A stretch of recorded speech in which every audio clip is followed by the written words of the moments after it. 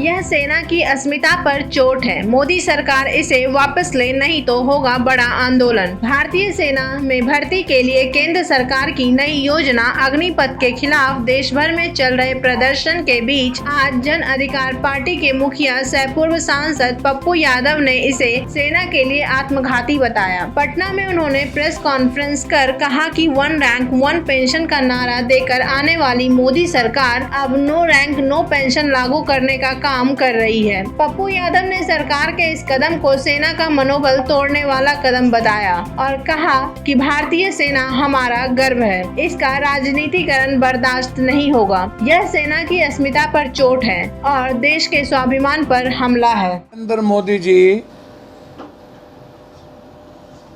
सेना के मुद्दों पर, सेना के सवाल पर, भारत की सुरक्षा पर, बॉर्डर के सवाल पर, 1 पेंशन 1 रैंक के सवाल पर, पुराने पेंशन के सवाल पर हिंदुस्तान में वो प्रधानमंत्री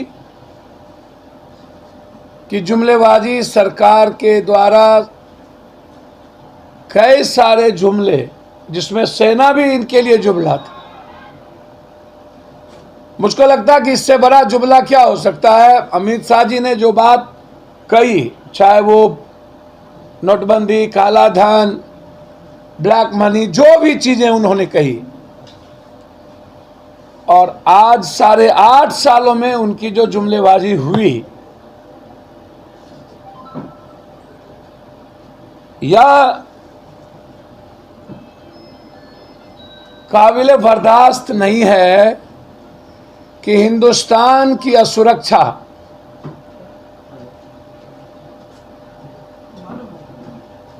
चार साल के बाद जो लोग ट्रेंड अग्निवीर सैनिक निकलेंगे, सेना की गोपनीयता हो, उसकी सुरक्षा हो, आंतरिक और बाह्य सुरक्षा को लगातार बीजेपी की सरकार संकट में डालती जा रही। 1 pension 1 law, 1 nation 1 ration, 1 nation 1 election, यह सब जुमला था। सारे सैनिक के अस्मिता पर ही नहीं, देश के सुरक्षा के पर खतरा हो गया।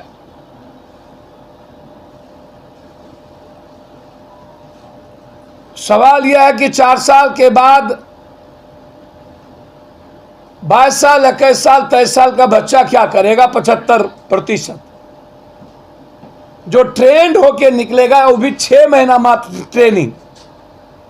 यदि उनकी जिंदगी खतरे में हुई, कोई पेंशन नहीं, जिस पेंशन की बात कांग्रेस की 2 सरकार पुरानी पेंशन योजना को लागू कर दिया, बीजेपी की एक भी सरकार ने पुरानी पेंशन योजना लागू नहीं किया।